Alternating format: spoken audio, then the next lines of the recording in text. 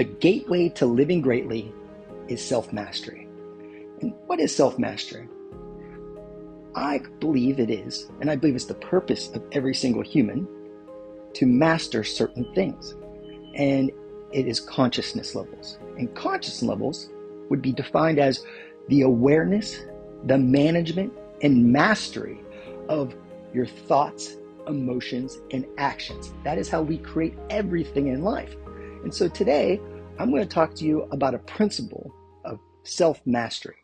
And when you master this principle, when you start to first you'll become aware of it, you'll be conscious of it, then you'll start to notice through life when you are being triggered and when you are being inspired and what's controlling your emotions, what's having an effect on you. And as you go through this process of contemplation and awareness and making adjustments, over time, it just becomes part of you. And I learned this principle when I was a child in martial arts, and I heard it all the time. But I was also exposed to cartoons and movies and other people that didn't think this way. And so there was a lot more garbage input and far less quality input. And so I didn't really grasp it until about, I would say 7 years ago. Spending a lot of time when I first started flying around with Tony and Sage. This is a few years in. And Sage is the master of this principle. And I call this principle of self-mastery internal versus external. Internal versus external, you call it motivation or validation. So let's look at it through the frame of exercise and weight loss. Most people start to exercise because they don't like themselves. They don't believe that they're enough the way they are. And so in order to be worthy of life's rewards, of love, of health, of wealth, or whatever it is, we falsely believe we have to weigh a certain amount. We have to look a certain way. Our waist has to be this size. Our ass needs to be this big. All these silly things that are humanly made, and they are made by programming, primarily marketing. It was just a couple centuries ago, being obese was considered sexy because all the royal families who controlled the information ate a lot of food. They had all the food and poor people had none.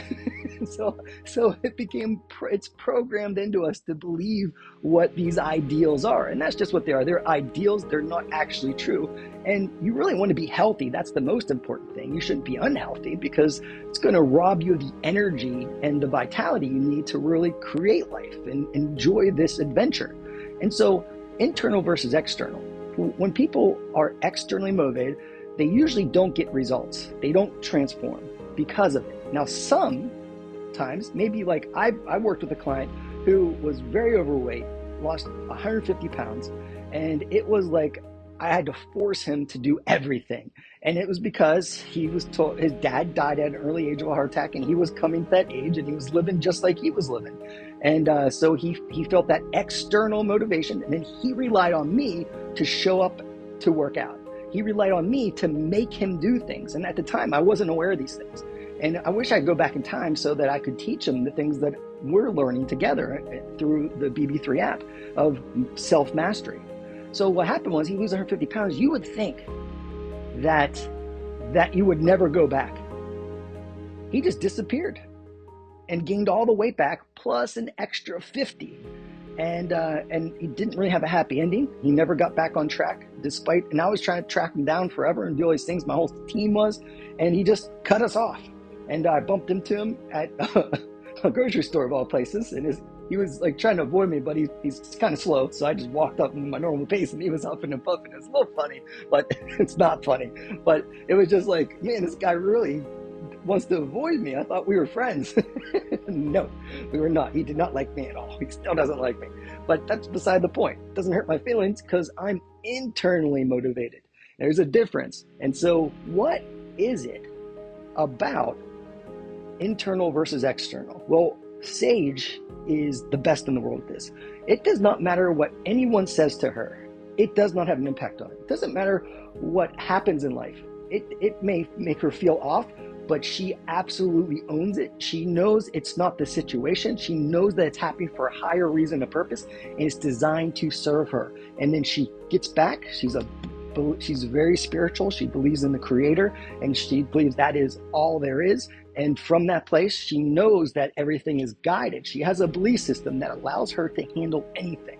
And if you knew the things she went through in life, she had a crazy life. Like, just, it's like a movie.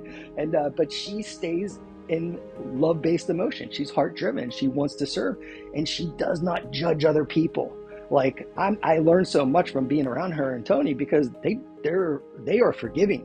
Like, some things like that happen in their lives where people really wronged them, and did things that just weren't true at all and claimed it just to get money. They still say happy birthdays to people. They still say Merry Christmas. It blows my mind. I'm not at that level, so I'm not going to teach you that part. I'm still working on that. But internal, external is something that I have grown to master, and it takes time. But we want to start to look at it from this frame. Inspiration versus motivation. Motivation is usually externally driven. Like, you watch a video and you're like, oh, I'm so motivated. Let's go. You go to a Tony Robbins event and you get really motivated, unless you shift something internally. You shift the lens which you view the world. Like I was just talking about Sage, like, she has a belief that everything happens for a higher reason, purpose, and it's designed to serve you and to nudge you in the right direction. That's a really powerful belief. And so other people think like, why me? Life isn't fair. They have these beliefs that it's a different lens. So you can have two people go through the same exact situation and have two completely different stories, one empowering and one destructive. One that can make someone's life better, and the other one can just freeze them in their tracks, and then they start to feel stuck. But here's what we got to know. We got to start to create a high level of awareness to know, like, hey, I feel a negative emotion, a fear-based emotion. Because remember, there's two types of emotions with a spectrum of severity. And what that means is there's fear-based emotions and love-based emotions. Now, fear could be apathy, which is like, you just don't give a shit. These are the people that kill themselves, right? Those are suicides. That is the lowest energy emotional state. Hate is actually above that, because they still care enough to want to harm somebody, which is still a terrible emotion. But like, anger is right on the line. Anger is almost neutral. It's right by neutral. And it's a higher energy fear-based emotion, so you can often channel it into a positive emotion, especially if you have those beliefs in order. If you know, like, hey, something bad happened, what does this mean? What does it mean? It means that I was not connected to the lion. I was in fear and I made some bad decisions. So now I need to get back on track. And the best time to do it is right now, as soon as possible. I'm not going to beat myself up. I'm not going to blame anybody. I'm not going to criticize myself or others. I'm going to forgive myself. I'm going to forgive everyone involved, and I'm going to make progress. I'm going to get back in my heart and make decisions from there. But I'm not going to make any decisions until I'm back home, back in my heart. Does that make sense? So external validation means the environment controls you. The environment meaning other people's opinions. The economy. You hear people say like, oh, the economy, there's a recession. Oh, it's affecting my business. That's when most people explode. That's because there's less competition. That's where the weak ones that are taking the easy customers get blown out of the water. I don't wish that on anybody, but it's true. Time after time after time. There is greater opportunity in challenging times than times of abundance for people like you and me. Keep that in mind. And these are beliefs again. I'm sharing with you my beliefs. That doesn't mean you have to accept them. They're a choice that you can make. I don't believe in telling anyone what to believe. I believe each of us is free to choose what you want to believe. And it's none of my business what it is. I will just share my experience and experience of others who live greatly. And so external validation means you're a victim. It means other things control your thoughts, emotions, and actions. Make sense? Internal motivation is when you are your own inspiration, because you know you are connected to everyone and everything, that you are a part of something much bigger. And when all you got to do is stay connected in love-based emotions, that's when you get guidance. When you're in fear, you make bad decisions. When you're in love-based emotions, just maybe courage, even if it's neutral, even anger, but you're focused on moving up, and you're forgiving and you're loving and you're understanding with yourself and with others. That is the way, my friend. And how does it have to do anything with your health? It has everything to do with your health. In the future, I'll share some studies explaining how thought and emotional states affect your physiology. If you're interested in looking at it now, you can look up research on thought-driven physiology. It will blow your mind. Like, we often think it's just what we do. It's what we think. It's the emotional states that we live in. And I learned this by working with groups of people where they all did the same program, they all followed the same diet, we managed everything, and we even had food delivery, so they're eating like the same foods even, from the same sources. And some people would make incredible results, and some people would go make no results or gain weight. And what is it? And you would talk to these people and interview them, and you realize it's the way they view the world. Their beliefs affect their physiology. It affects their hormones. Your hormones affect how you process food. So it's a lot deeper. We could go deeper, but right now you want to start to create a high level of awareness and self-honesty. And you want to take 100% personal responsibility for the way you feel and what you do and what you don't do. We got to get away from criticizing, condemning, complaining, and blaming ourselves or anyone. What we got to do is just get back home, get back in the heart. And from those places of love-based emotion, then ask yourself powerful questions like, how can I serve? How can I enjoy this ride? What can I create where it really serves the greater good? Or, hey, what can I do today to light someone up that I really care about? Or maybe someone I don't even know yet. Like, those are questions that add meaning to life. It gives you a purposeful life. But it only comes through contemplation. And right now, what's happening is our attention is being stolen. We're not stolen, we're giving it away. Where you place your attention grows. It's a superpower. So your spiritual currency, the most powerful thing in the world, is your attention. And without going into the quantum mechanics aspect of this, is whatever you focus on, you literally start to create. You feed it, you fuel it. And so whenever you're giving your attention to, say like a person that's just super annoying that's trying to hurt you, like, you're feeding that.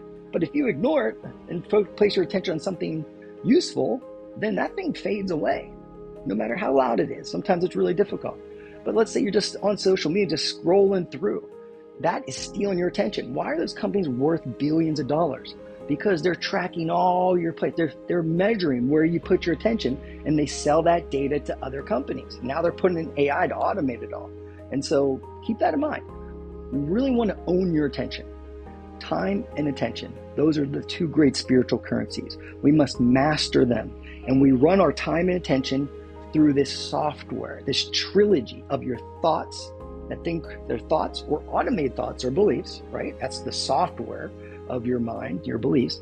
Now, those will create emotional states. Those emotional states, from how we feel, will either cause us to take certain actions or inactions or other ones. That's the process of self-mastery. But we got to create energy in the body. And that's why we do resistance training. That's why we start and end every training session with structural balance and mobility work, so that we have good posture, everything's in alignment. And then that's why we do cardiovascular conditioning, to get more oxygen in every molecule of blood in your body. So you have the fuel, the energy, you can heal rapidly. This is a holistic program. But without the mindset piece, the actual physical plan tends to create medium results or no results because people aren't following through. Because in life, you need two things. You need an effective plan that you can live, not a short-term plan that works for a few weeks. You need something you can sustain. And you need the mindset, the belief system, the identity, the core identity that will allow you to live that effective plan, that blueprint. Take some time to listen to this again and again, my friend. This is a lifetime of work, and I've been blessed to be surrounded and be able to work with really successful, and I say successful, I don't just mean wealthy or business, I mean successful, happy, fulfilling people that really serve on a high level. I can't always share their names, but I've had the blessing to be around them, and I learn these things. This isn't just coming from Billy Beck III. That would be pretty disappointing. But take this time. You're the type of person that will take this information, contemplate it, have a level of awareness where you'll utilize it to make your life better and the life of all those you touch. And that's why I'm honored to assist you on this path. And if I can be of service, you let me know. If you have any questions, just go ahead and post them below, and I'll do future audios. I'll also respond right below too. All right, my friend, you are a lion, not a lamb.